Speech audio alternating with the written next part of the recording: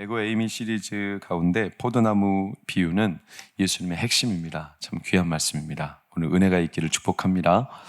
코디 리라는 미국의 한국계 아버지와 미국 어머니가 만나서 혼혈을 낳았는데 이 아이예요. 이 아이가 2살 때 장애가 있다는 사실을 위장을 절단하면서 알게 됐고 4개월 무렵에 시각장애, 그리고 4살 무렵에 자폐, 겹겹이 쌓인 이 몸의 약점 때문에 부모는 마음이 무너졌습니다.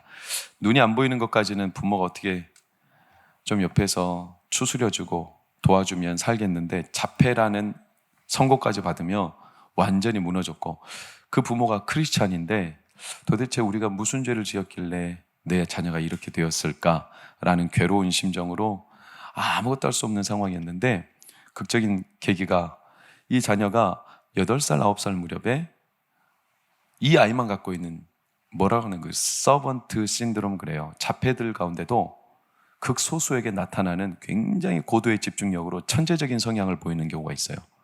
이 아이는 음악을 들으면 바로 연주를 해요. 외워서.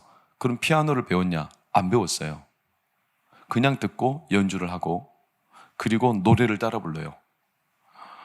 어릴 때부터. 그래서 이 친구가 성장해서 2019년도에 세계적으로 유명한 오디션 대회죠. 미국에서 열리는 AGT, 아메리카 갓 탤런트라는 곳에 나와서 대상을 먹었죠. 이 자녀의 이 천부적인 이걸 보면서 부모들이 처음에는 무슨 죄로 이렇게 내었나 이렇게 했는데, 그 계기가 완전히 바뀌었어요. 부모가 간증하는 게 뭐냐면, 코디가 왜 그같이 낮고 헐벗은 모습으로 세상에 나와야 했는지를 깨닫게 해주셨습니다. 이렇게 부모가 간증하는 기사를 제가 본 적이 있어요. 하나님은 우리가 볼 때는 장애지만 하나님이 보실 때는 하나님의 열매예요, 열매. 물론 장애를 가지신 분들에게 제가 함부로 판단할 수 없죠, 그분들의 아픔을. 그러나 이 아이가 그렇게 집중하여 고도의 집중력으로 자기만의 삶에 결실을 내듯이 하나님은요, 우리가 누구든지 간에 결실을 내시기를 원하시는 분이세요. 그게 하나님의 뜻이죠. 그래서 우리가 찬양하듯이 샛별 같은 그 봄의 면류관에 달려 반짝반짝 빛나게 비치리로다. 하나님은 한 사람 한 사람을 통해서 하나님의 이 열매를 드러내세요. 하나님의 그 집중력이에요. 열매를 위한. 우리 모두 그 열매를 맺고자 하나님이 우리를 지으셨어요. 그리고 우리도 하나님을 닮았어요. 그런데 어른이 되면서 딴 생각을 많이 하니까 하나님의 집중력이 좀 사라지지, 어린이들만 보면 어린이들은 얼마나 집중력이 뛰어난지 몰라요. 산만한 좋아하세요? 아니에요. 어린이들이요, 자기들이 좋아하는 것은 엄청나게 집중합니다. 고도의 집중력이 있습니다. 그래서 천국은 어린아이들과 같은 자들의 것. 왜냐? 어린아이들이요, 한번 맛보면 이걸 놓지를 못하는 거예요. 그래서 천국은 침노한다고 그랬어요. 침노. 거기에 집중한다는 거예요. 굉장히 고도의 집중. 집중으로 따지면 하나님을 이길 분이 없어요. 그렇지 않습니까? 하나님께는 좀, 제가 이렇게 표현하면 모독적인 건지 모르겠지만, 자폐적인 증상이 하나님만큼 있으신 분이 어디 있을까요? 하나님은요, 이스라엘 백성들에 대한 집중이 수천 년이에요. 한 번 이스라엘 백성들한테 집중하고 난 뒤에 지금도 이스라엘 백성들을 놓지 않아요. 조금 넓게 보면 성도를 한번 딱 선택하고 끝까지 그 성도에게 눈을 떼지 않아요. 어마어마한 집중력 아닙니까? 수천 년 동안 하나님이 원하시는 것은 그 안에서 열매를 맺으시라는 거예요. 열매. 여러분, 나무가 열매를 맺을 때 그 나무에 맞는 한 가지 열매면 되지 않겠습니까? 넉넉하죠. 족하죠. 사과나무가 배도 맺어야 되겠습니까? 사과나무에 참외도 있었으면 좋겠어요? 사과나무에서 귤도 열리고 수박도 열리기를 바라십니까? 그렇지 않아요. 그 나무는 그 열매만 맺으면 족한 거예요. 거기에 하나님은 집중하시는 거예요. 그 사람을 통해 그 열매를 맺기를 원하시죠. 그래서 고도의 집중력으로 그 사람을 이끌어 가세요. 근데 열매를 맺기 위해 하나님이 행하시는 일이 뭐냐면 전지, 가지치기를 하신다는 거예요. 가지치기. 그게 오늘 포도나무 비유예요. 1절, 2절을 보시면 더 열매를 맺게 하려. 예수님은 참 포도나무, 아버지는 농부, 무릇 내게 붙어 있어 열매를 맺지 아니하는 가지는 아버지께서 그것을 제거해 버리시고 무릇 열매를 맺는 가지는 더 열매를 맺게 하려 그것을 어떻게 합니까? 깨끗하게 가지치기를 말해요. 이 비유의 핵심은 전지 작업이죠. 가지치기. 여러분 생각해 보면 이게 좀 이상한 게 포도를 재배할 때 얼마나 복잡한지 아세요? 포도 재배해 보셨어요? 했으면 했다, 안 했으면 안 했다. 고개를 까닥 아니면 좌우로 해보셨어요? 안 해보셨죠? 그럼 말을 말아요. 저는 해봤어요. 시골에서 포도 알바 해봤어요. 포도 따봤어요. 가지치기 해봤어요. 농약도 줘봤어요. 포도 따서 포장도 해봤어요. 진짜 복잡하고 힘들어요. 포도 한철 계절 농사인 것 같죠? 그렇지 않아요. 겨울에는요, 모든 모종, 토양, 그리고 관수 작업 다 한 뒤에 여름에 열매 맺기 위해서 그 한철만 하는 것 같죠? 어마어마합니다. 이 수많은 작업이 있는데 오늘 비유는 딱 한 가지 뭐만 말하고 있냐면 전지 작업, 가지치기 하신다. 아니 이렇게 복잡한 많은 일 가운데 왜 유독 가지치기만 언급하셨을까? 여러분 제가 하도 궁금해서 포도 농사 관련된 농업진흥청에서 나온 책을 일부러 사다가 봐봤어요. 농부가 언제 가지치기를 할까? 보니까 다른 많은 면 빼고 방제면, 즉 병에 걸렸을 때 어떻게 하는가 두 가지로 딱 구분돼요. 포도나무가 병에 걸리는 경우는 첫 번째, 모종 자체가 병에 걸린, 나무 자체가 병에 걸린 경우가 있어요. 두 번째는 병충, 벌레 때문에 병에 걸리는 경우가 있어요.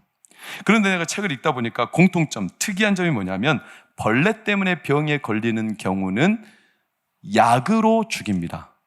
약을 살포합니다. 벌레를 죽이기 위해서. 그런데 나무 자체가 병이 걸리면 놀랍게도 공통점이 뭐냐? 전지합니다. 이게 차이점이에요. 병충에 의한 건 약재를 살포해요. 포도나무에도 벌레 가운데 많은 벌레가 있는데 제가 아는 벌레가 등장하더라고요. 응애라는 벌레가 있어요. 응애, 애기처럼 응애 조그마하게 생겼어요.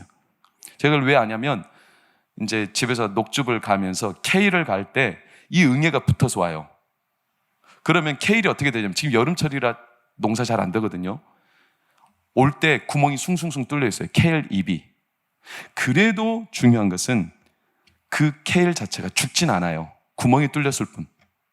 괜찮은 거예요.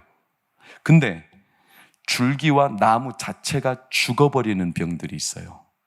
이때는 잘라내는 거예요. 예수님이 지금 뭘 말씀하고 싶냐면 포도나무다. 농부가 가지치기를 한다. 왜냐? 생명과 직결될 때는 잘라내신다는 거예요. 잘라내신다. 예수님이 마태복음 4장에 이런 말씀하신 적이 있습니다. 너희가 오른 눈이 실족하거든 차라리 오른 눈을 빼라. 왜냐? 오른 눈이 범죄하여 온 몸이 지옥불에 들어가는 것보다 오른 눈 빼고 천국에 들어가는 게 훨씬 낫다. 이렇게 말씀하시죠. 잘라내신다. 오른손이 범죄하거든 오른손을 잘라내버리라. 왜냐? 백체가 다 지옥불에 들어가는 것보다 전지하고 하나님 나라 들어가는 게 훨씬 비교할 수 없을 만큼 유익하다. 생명과 직결될 때 잘라내신다.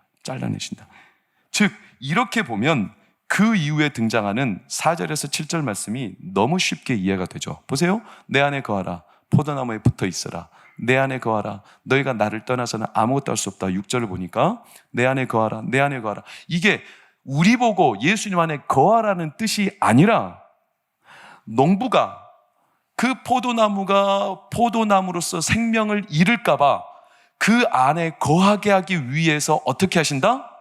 전지하신다. 농부의 관점이에요. 농부의 관점. 우리는 지금까지 포도나무 비유를 어떻게 이해하고 목회자들이 어떻게 설교를 많이 했고 심지어 저도 그렇게 이해하고 설교를 많이 했어요. 완전 꽝이죠. 그게 뭐냐? 우리가 열매를 맺으려면 포도나무에 붙어 있어야 된다. 그럴듯하죠. 그러나 생각해 보세요. 상식적으로 안 맞죠. 가지가 지가 열심히 포도나무에 붙어 있을 수 있어요? 농부가 잘라버리면 끝나는 걸? 나는 포도나무에 붙어 있을 거야. 가지가 지 맘대로 포도나무에 붙어 있는 거 아니에요. 그건 농부속 아니에요. 좀 더 바꿔 말하면 포도나무가 가지를 지탱하지 가지가 포도나무에 붙어서 버티는 게 아니에요. 왜 우리가 그럼 그렇게 이해하느냐? 뭐뭐하면 요한복음 15장에 계속 너희가 그 안에 거하면, 너희가 그 안에 붙어 있으면, 너희가 그 안에 거하면 조건적처럼 말하니까 우리가 그 안에 거해야 되는구나 이렇게 말하지만 그게 아니라 결과적으로 농부가 우리 성도를 하나님 포도나무 예수 그리스도 안에 거하게 하기 위하여 우리를 불필요한 가지들을 잘라내신다. 이게 비유의 포인트죠. 더 나아가 놀라운 소식이 뭐냐? 3절을 보세요. 3절 다 같이 읽겠습니다. 시작. 너희는 내가 일러준 말로 이미 깨끗해졌다. 놀라운 것은 우리가 잘라질까 잘라지지 않을까 이걸 고민하며 불안해할 게 아니라 이미 우리 이 자리에 계신 저를 비롯하여 모든 성도들, 예수 그리스도를 구주로 고백하는 모든 성도들은 어떻게 됐다? 깨끗해졌다. 할렐루야. 이미 농부가 우리 안에 모든 생명과 직결되는 잘못된 가지들을 잘라내셨다. 할렐루야. 이걸 말하는 거예요. 예수님이 포도나무 비유를 떠나시기 직전에 주신 비유예요. 십자가 지시고 이 세상을 떠나시기 직전에. 이건 선언이죠. 선언이에요. 어떤 선언? 우리는 어떤 사람들이냐? 농부이신 하나님이 우리를 전지작업하셔서 예수 그리스도 안에 거하게 하셨다. 아멘. 농부가 품종을 선택하고 모종을 선택하고 토양을 대고 관수 작업으로 물을 대고 병과 충으로부터 해로움을 당하지 않기 위해 전지 작업을 하고, 그래서 이 모든 과정을 통해 농부가 다 우리를 해놓으셨다는 거예요. 그럼 우리에게 할 일은 뭘까요? 아무것도 없어요. 너무 김 빠지는 이야기죠. 농부가 다 하셨어요. 다 하셨기 때문에 우리가 할 일은 없어요. 남은 건 딱 한 가지. 11절 시작. 11절 시작. 내가 이것을 너희에게 이름은 내 기쁨이 너희 안에 있어 너희 기쁨을 충만하게 하려 함이라. 아멘. 내 기쁨을 너희가 누리라는 거예요. 이것만 남았어요. 열매를 맺을 테니 이 열매를 마음껏 누려라. 할렐루야. 누리십니까? 누리십니까? 표정을 보아하니 아닌데요? 지금 열매를 못 누리고 계신데요? 괴로운 표정인데요? 누리시기를 축원합니다. 이것만 남은 거예요. 열매를 이제 맺을 수밖에 없으니 그 열매, 그 기쁨 내 안에 마음껏 누려라. 그런데 이 지점에서 오해가 생기는 거예요. 하나님과 나 사이에. 뭐냐? 열매에 관한 거죠. 상식적인 질문을 드립니다. 사과나무에서 어떤 열매? 사과. 귤나무에서 어떤 열매? 귤. 배나무에서 어떤 열매? 배. 너무나 잘하시네요. 그 나무에서 그 열매가 맺는 거예요. 그렇습니까? 그렇습니까? 그러면 우리는 어떤 나무일까요? 나는 어떤 열매를 맺을까요? 우리 유태철 장로님은 어떤 열매를 맺으실까요?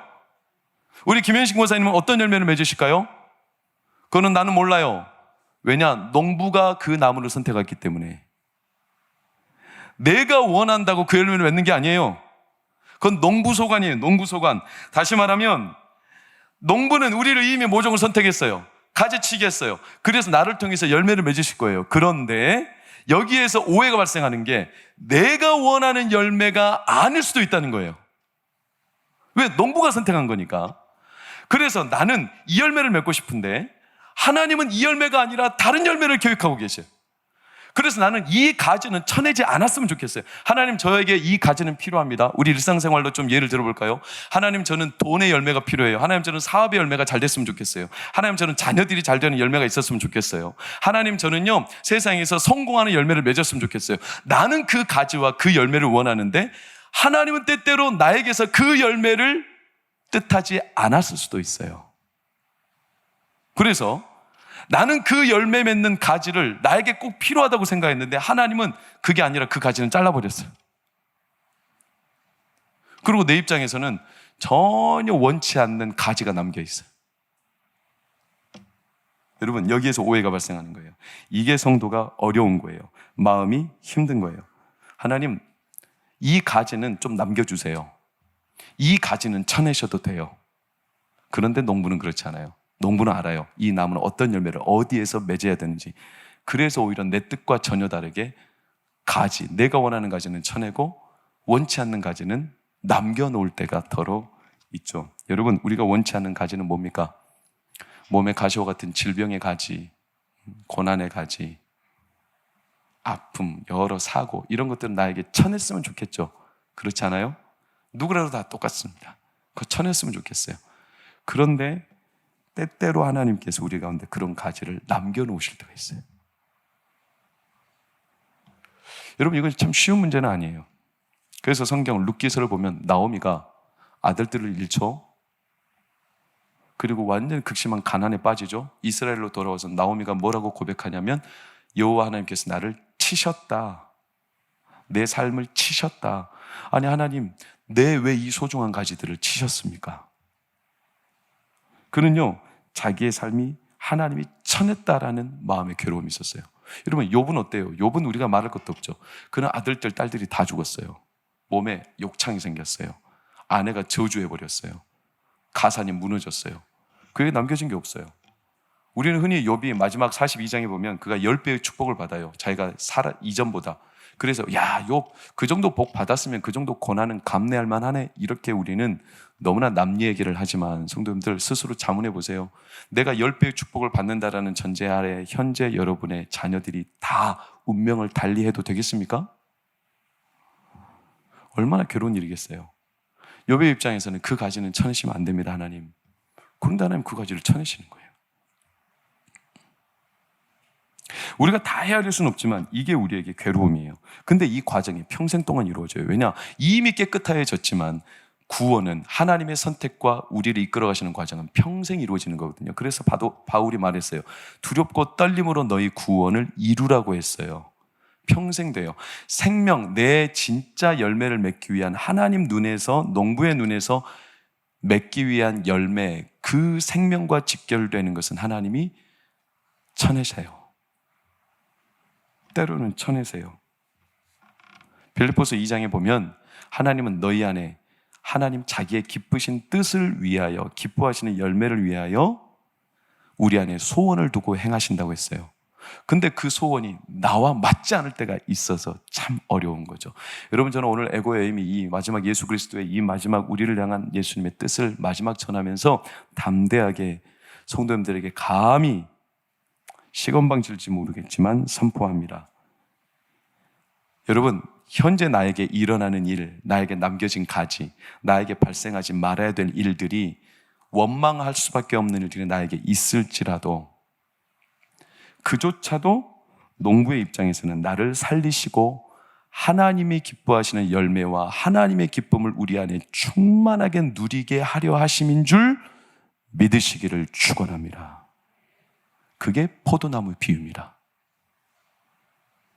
여러분, 하나님도 그러셨어요. 우리가 세상을 보면 가장 쳐내지 말아야 될 가지 가운데 대표적인 게 뭐냐면 하나님이 자기 아들 예수 그리스도를 쳐내셨어요. 아니, 아무리 해도 그렇지 아들을 쳐내요? 독생자 예수 그리스도를. 이유는 너무나 단순해요. 하나님 딱 한 가지 열매에 집중하시는 거예요. 그게 뭔지 아세요? 왜 예수 그리스도라는 위대한 가지를 쳐냈냐면 그게 저와 여러분의 열매를 맺기 위해서 쳐내신 거예요. 하나님은 거기에밖에 집중 안 하신 거예요. 아, 내가 동방교회 성도라는 열매를 맺기 위해서 예수 그리스도를 쳐내신 거죠.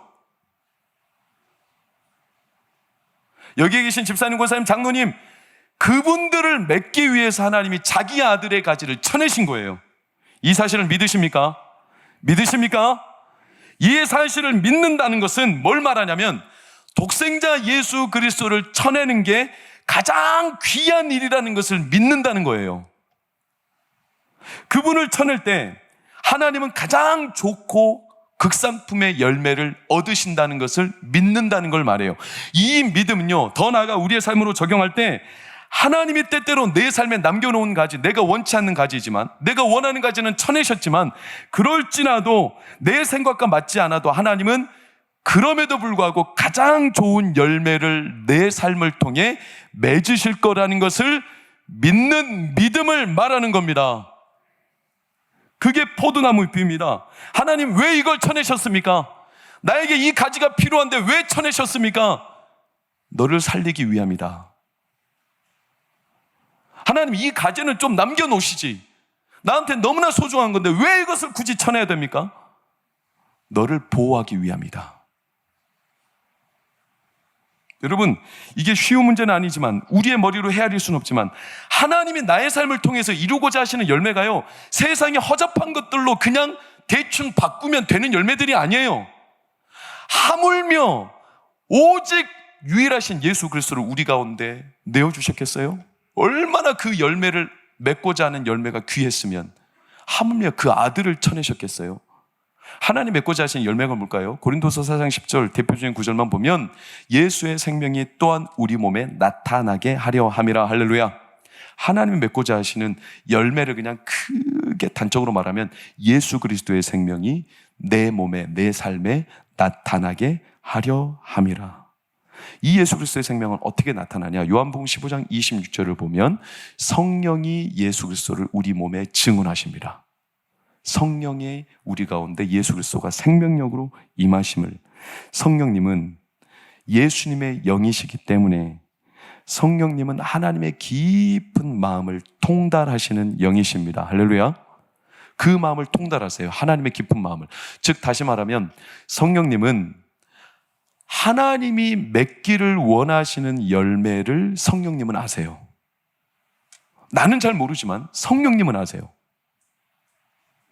그래서 성령님은 오늘도 이 자리에서 우리 가운데서, 우리 속사람 안에서, 우리 가정 안에서, 내 생활 안에서, 내 몸을, 내 영혼을 통해 성령님은 여전히 무슨 일을 행하고 계시냐면 하나님이 기뻐하시는 열매를 맺기를 위하여 일하고 계십니다. 지금도.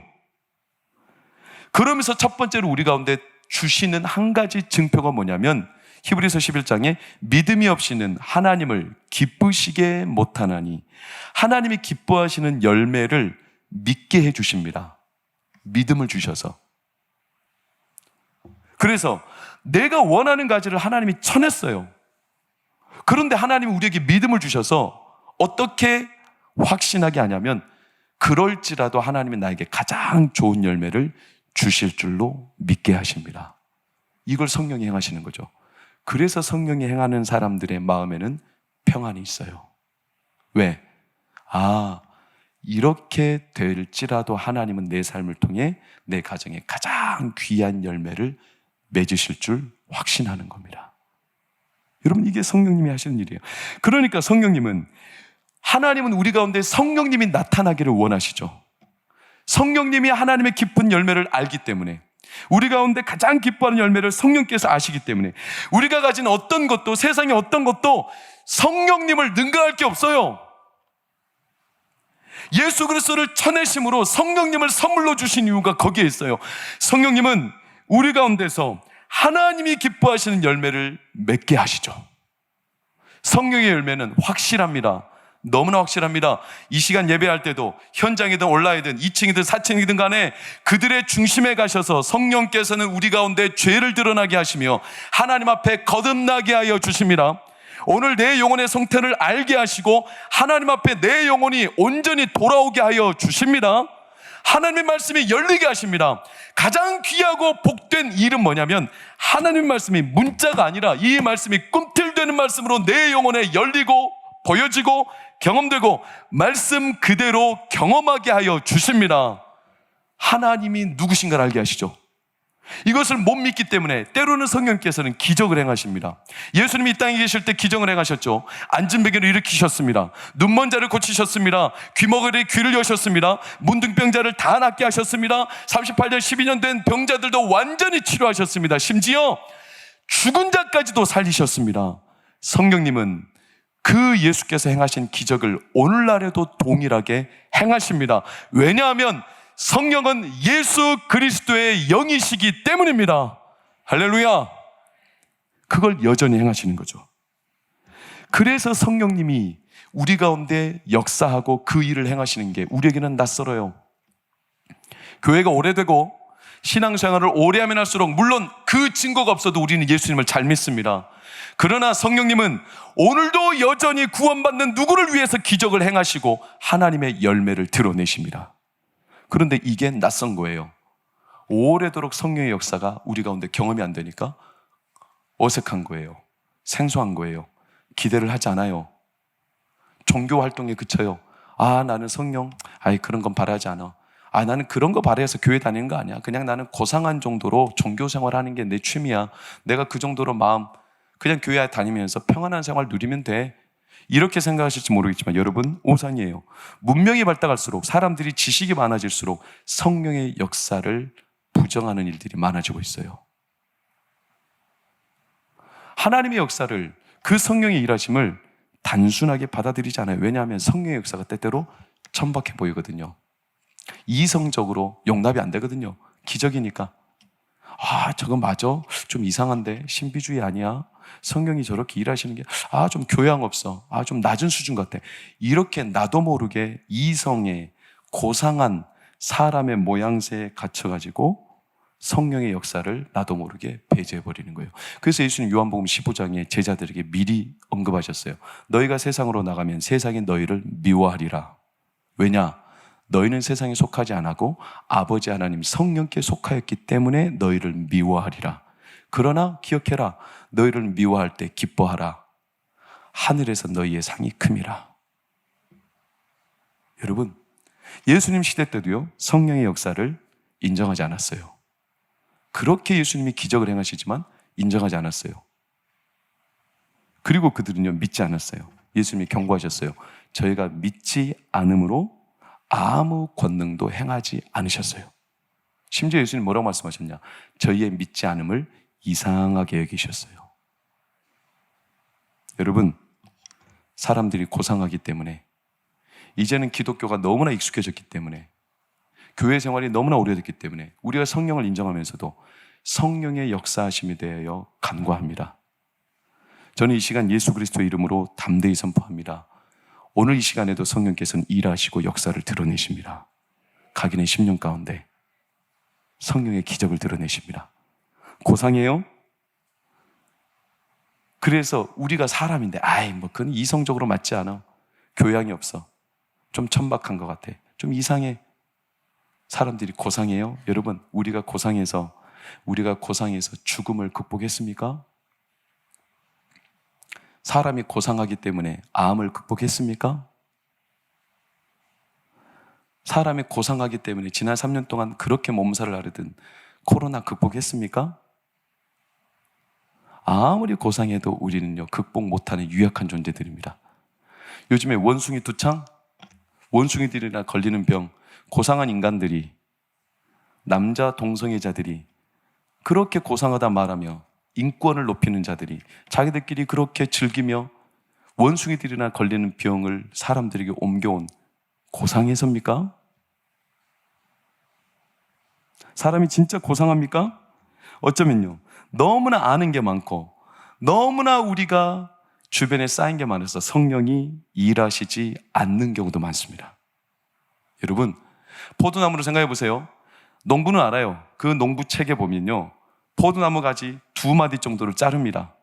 그럼 놀랍게도 거기에서 반드시 열매가 나요. 좋은 열매가. 하나님이 우리에게 영원한 생명과 그 기쁨을 충만하게 누리게 하기 위하여, 우리라는 열매를 맺게 하기 위하여 예수 그리스도라는 가지, 위대한 가지를 잘라내셨어요. 그 잘라내신 그 지점에 성령께서 일하시며 그 지점에서 하나님의 열매가 반드시 맺게 되어 있습니다. 다시 말하면 오늘도 예수 그리스도를 마음을 다해서 내가 철저하게 인정하고 성령님의 역사를 인정하고, 성령님은 오늘도 나와 함께 하시며, 성령님은 예수 그리스도의 영이시고, 성령님은, 하나님은 성령님을 통하여 오늘도 우리와 함께 하시고 일하십니다. 이 완벽하고 그분을 단순하게 믿는 자들 가운데 하나님은 오늘도 예수 그리스도가 이 자리에 계시듯 능력을 드러내시며 하나님의 기적을 나타내어 주십니다. 그게 하나님이 기뻐하시는 포도나무 열매죠. 그게 하나님이 포도나무를 우리에게 알려주신 이유죠. 여러분, 성령님은 거기에서 일하시는 거예요. 그분의 능력을 그 지점에서 나타내시는 거예요. 저희 가정이 암투병을 하면서 우연치 않게 계속 만나는 사람들이 암 환자들이에요. 하나님이 우연치 않게 계속 암 환자들을 만나게 해주세요. 여러 곳에서. 그 가운데 한 사람이 뭐냐면 우리 교회 집사님 조카 며느리 되시는 분이에요. 아마 저희들이 공공연하게 이야기할 분은 아니지만, 그러나 우리가 감출 내용도 아니에요. 그분은요, 교회를 안 다녔어요.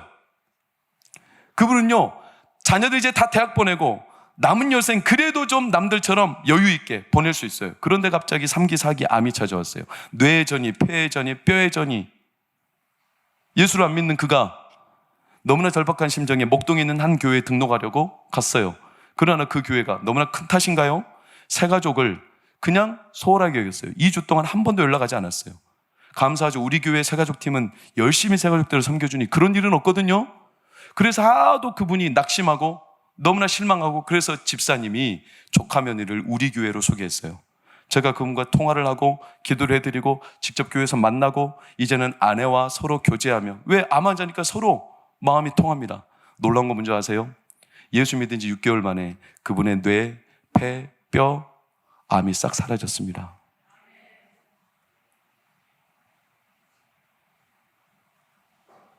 물론 저희 가정은 조금 상심이 있었어요. 하나님 왜 그에게서는 이 가지를 잘라내시고 우리에게는 남겨놓으십니까? 그건 헤아릴 수 없어요. 왜 내가 원하는 가지는 잘라내고 내가 원치 않는 가지는 남겨놓을까? 어떤 이들은 그런 경우가 있죠. 그렇잖아요? 그러나 그 사람의 간증이 뭔지 아세요? 어제도 톡이 온 걸 제가 봤어요. 하나님이 나에게 주신 이 온전한 몸을 내가 망가뜨렸으니 이제 어서 고쳐져서 나는 온전하게 하나님 앞에 쓰임을 받고 싶습니다. 6개월 교회 다니니가, 여러분 진짜 예수 믿는 사람 아닌가요? 성령으로 거듭난 거 아닌가요? 만약에 저나 여러분이 하나님이라면 누구에게 성령의 이 간절한 능력과 기쁨을 허락하시겠습니까? 믿는 둥 마는 둥 예수 그리스도로 가지를 잘라내며 그 안에 성령의 영을 부으셔서 성령이 예수 그리스도가 행하셨던 일들을 그대로 나타내시기를 원하는 하나님 아버지, 농부이신 그분의 열매, 이거를 간절히 바라며 소망하며 그런 자에게 나타내고 싶어 하지 않겠어요? 우리라도 그렇지 않습니까? 그래서 그분에게 암은 하나님의 영광의 도구인 거죠. 그에게 원치 않는 암이라는 가지는 오히려 하나님을 경험하게 된, 그 암 때문에 하나님을 알게 된 하나님의 능력의 출발점이죠. 여러분, 저는 지난 주간 한 목사님의 설교를 들으며 인상 깊은 한 목사님의 이야기를 들었습니다. 그 예화를 제가 그대로 따라하는 건 아닙니다. 저도 그분의 예화를 듣고 책을 직접 다 공수해서 읽어보며 이분에 대한 감명, 이분에 대한 하나님의 역사, 처음에는 믿겨지지가 않아요. 너무나 놀랄 일들이에요. 왜 이런 분을 내가 한 번도 몰랐을까? 근데 책을 읽고 어젯밤에도 늦게까지 기도하는 가운데 가슴이 막 뜨고 있어요. 누구냐? 스미스 위글스워스라는 목사님이세요. 요크셔에서 지방택, 영국에서 태생했죠. 이분은요 12살, 9살, 12살 이때까지도 가난이 너무 찌들게 가난하고 공장에서 12시간 일하며 배운 거 없어요. 영어도 몰라요. 글자를 몰라요. 평생 그렇게 찌들어 살아가는 이 목사님, 그런데 성장하여 폴리 피더스톤이라는 여인을 만나 결혼하고, 이 신실한 여인이 이분에게 언어를 가르쳐주고 글자를 가르쳐주면서 이분이 최초로 읽었던 책이 성경이고, 죽을 때까지 매료하여 읽은 책이 성경책이고, 그분이 평생 읽었던 책은 성경책이에요. 그분은 너무 순수하게 하나님의 말씀을 믿었어요. 하나님의 말씀은 능력이고 성경은 말씀을 통하여 일하시고, 그분의 연대와 역사를 보면 믿지 못하실 거예요. 성령의 역사인데도 그분은요 살아생전 88세 세상을 떠나실 때까지 죽은 자를 14명을 살렸어요. 그분이 사역했던 여러 가지 일화 가운데 3가지만 들어보겠습니다. 영국 런던 집회하면서 한 목사님과 대화를 합니다. 목사님은 의족이었습니다. 다리가 없죠. 인공다리죠. 감동이 되어서 스미스 목사님이 목사님에게 말했습니다. 내일 아침 런던 시내에 가서 구두를 사세요. 목사님 속으로 불쾌했습니다. 내가 의족인데 뭔 구두. 그런데 집에 돌아와 묵상하는데 목사님 마음에 막 후려치는 하나님의 감동이 있었어요. 주의 종의 말대로 해라. 그래서 그 밤에 잠을 설쳤어요. 런던의 시내에 갔어요. 구두를 사기 위해 구두 가게에 들어갔죠. 어서 오세요. 뭐를 원하십니까? 사이즈와 색상을 말해드리면 구두를 드릴게요. 근데 왜? 막상 들어갔는데 자기 현실은 의족이잖아요. 무슨 구두가 필요해요? 입고를 하고서, 그래서 하니까 점원이 한참 묻다가 이상해서 이 사람의 다리를 유심히 봤더니 의족이에요. 점원이 말합니다. 손님, 죄송하지만 저희 가게에는 손님에게 맞는 구두는 그닥 없는 것 같아요. 근데 목사님은 그때 다시 정신을 바짝 차리고, 아니요, 괜찮아요. 저에게 사이즈 8 검정색 구두를 주세요. 검정색 구두를 내왔어요. 오른쪽 다리에 신었어요. 여러분, 그 다리가 진짜 다리가 되었습니다. 왼쪽 다리에 신었어요. 그 다리도 진짜 다리가 되었습니다. 스미스 목사님 이 소식을 듣고 놀라지도 않았습니다. 왜냐? 하나님께는 다리가 분질러졌든지 다리가 없든지 그것을 재생하고 회복시키는 것은 하나님께는 아무 차이도 없는 일이다. 하나님은 죽은 자도 살리시고 없는 것도 있게 하시는 분이시다. 그분의 믿음은 너무 단순하고 명확해요. 한 가정에 딸아이 5살짜리가 죽었어요. 가정이 너무 무너졌죠. 그 당시 어려우니까 시신을 집안에 놓고 장례를 치러요. 목사님이 찾아갔어요. 가정이 완전히 어둠에 깔렸어요. 사망의 그늘에. 목사님이 그 딸아이 시신 앞에 갔어요. 한천으로 덮어졌죠. 죄인으로 태어나 우리가 죽을 수밖에 없지만 천진난만한 5살 딸아이가 죽었을 때 얼마나 그 가족이 외롭고 비통한 심정. 예수님의 나사로의 죽음 앞에 비통함에 눈물을 흘리셨던 것처럼 스미스 목사님 마음에 그 비통함에 밀려와서 눈물을 멈출 수가 없었어요. 가족을 방에서 다 내보냈어요. 그리고 스미스 목사님은 그 딸아이 굳어버린 시신을 안고 벽에 대고 세웠어요. 그리고 죽음의 영을 향하여 명령하고 호되게 꾸짖었어요. 딸아이가 살아났습니다. 폴리 피더스푼 이 목사님의 아내 사모님이요, 늘 살아생전에 입버릇처럼 목사님에게 말했어요. 나 전도할 때 나를 잘 지켜보세요. 왜냐하면 내가 하늘에 너무나 하나님과 가까이 있어서 언젠가 내가 전도할 때 나는 하나님께로 떠날 겁니다. 자기의 죽음을 예견하고 있듯이. 그리고 실제로 전도하고 난 뒤에 이 사모님은 심근경색이 와서 소천했습니다. 그 시신을 눕혀놨습니다. 목사님은요, 방언으로 찬양하고 기도하며 그 시신 앞에 섰습니다. 의사도 죽었다고 말했습니다. 그러나 영으로 기도하는 가운데 이 목사님의 마음에 기쁨이 몰려왔습니다. 그리고 시신을 향하여, 자기 아내를 향하여 명령했습니다. 죽음에게 아내를 양보하라고. 놀랍죠? 누가복음 8장 55절 말씀처럼 아내가 살아났습니다. 그 뒤에 하나님은 이 목사님에게 감동을 주셨어요. 스미스, 그 사모, 너의 아내는 이제 내 것이다. 그 모든 생의 일을 다 마쳤으니 내가 거두어 간다. 이 하나님의 음성에 확신을 갖고 아내가 소천하는 것을 그대로 하나님 앞에 맡겼습니다. 여러분, 믿겨지십니까? 그 스미스 윌거스워스 목사님, 네이버, 구글, 위키디피아 검색해 보십시오. 20대 사도와 같이 행한 하나님의 전도자로 일반 역사에서도 길이길이 지금 기억하고 있는 사람 중에 한 사람입니다. 저는 그분의 일하심을 믿습니다. 왠 줄 아십니까? 성령님은 예나 지금이나 동일하시기 때문입니다.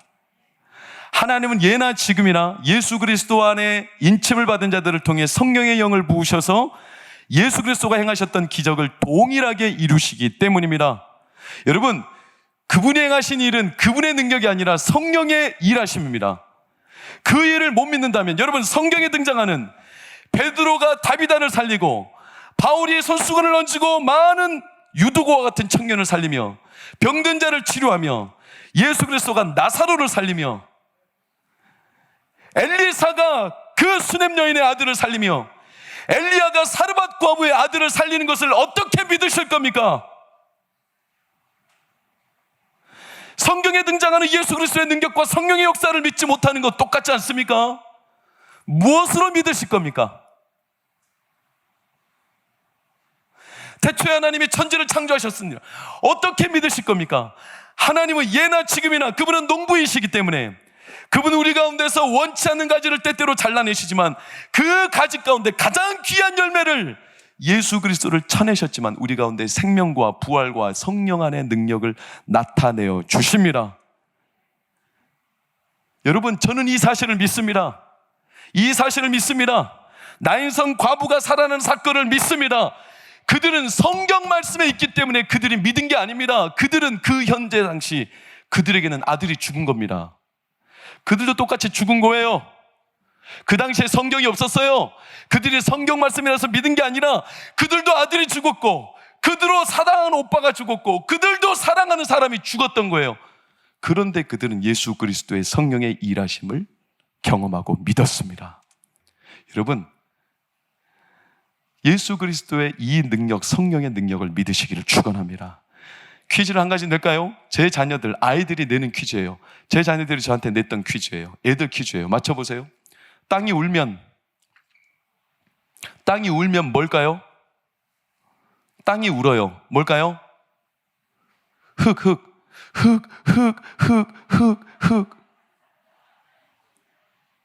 지금까지도 못 알아듣시는 분은 회개하셔야 돼요. 뛰어난 건축업자가 고치지 못하는 집이 있어요. 뭘까요? 너무 뛰어난 건축업자도 고치지 못하는 집이 있어요. 고집이에요, 고집. 여러분, 우리가 아무리 고상해도 우리는 흙에 불과해요. 우리 다 죽으면 흙 아닙니까? 근데 뭐 그렇게 고집이 많아요? 왜 이렇게 하나님의 능력을 제한해요? 왜 내 머리로 판단해요? 왜 예수 그리스도를 쳐내시고 난 뒤에 우리 가운데 부어주신 성령의 능력을 우리가 스스로 제한해요? 성령님은 지금도 살아계시고 우리와 함께 하시며 우리 가운데 아버지의 가장 기뻐하시는 열매 맺기를 원하십니다. 그래서 요한복음 15장 8절에 우리에게 뭐라고 말합니까? 열매를 맺으면 너희가 내 제자가 되리라.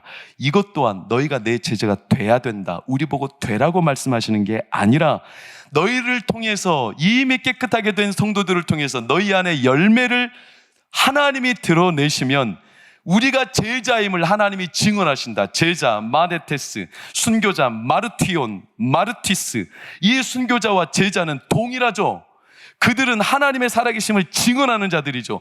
하나님은 오늘도 우리의 삶을 통해 하나님이 가장 맺기를 원하시는 열매를 내 삶과 가정과 내 육체와 내 영혼에 드러내시고 열매를 맺게 하셔서 하나님이 누구신가를 저와 권사님, 집사님, 장로님을 통해서 하나님은 증언하십니다. 증거하기를 원하십니다.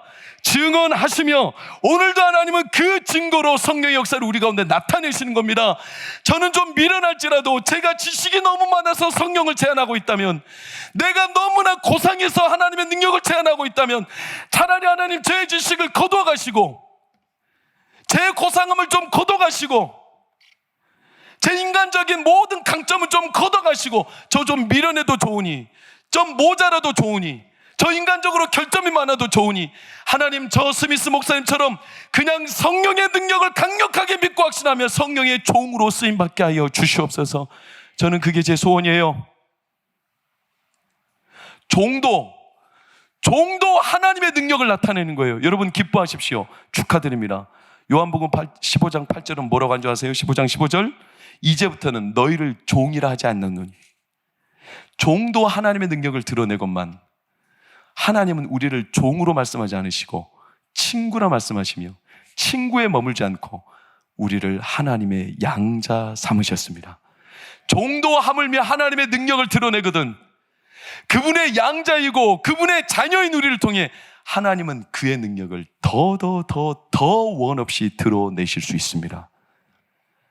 너희 기쁨을 충만하게 하려 함이라. 여러분, 다 헤아릴 수 없어요.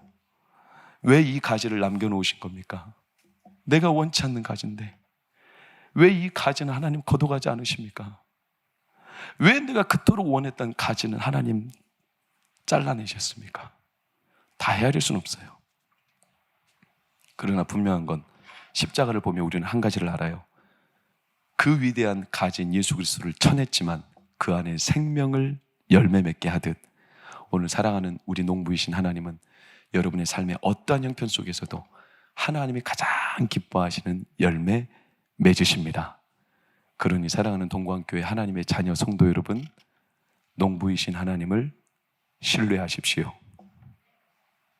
농부이신 하나님을 신뢰하십시오. 그분은 우리에게 가장 좋은 열매를 맺으실 겁니다. 담대하십시오. 간절히 구하십시오.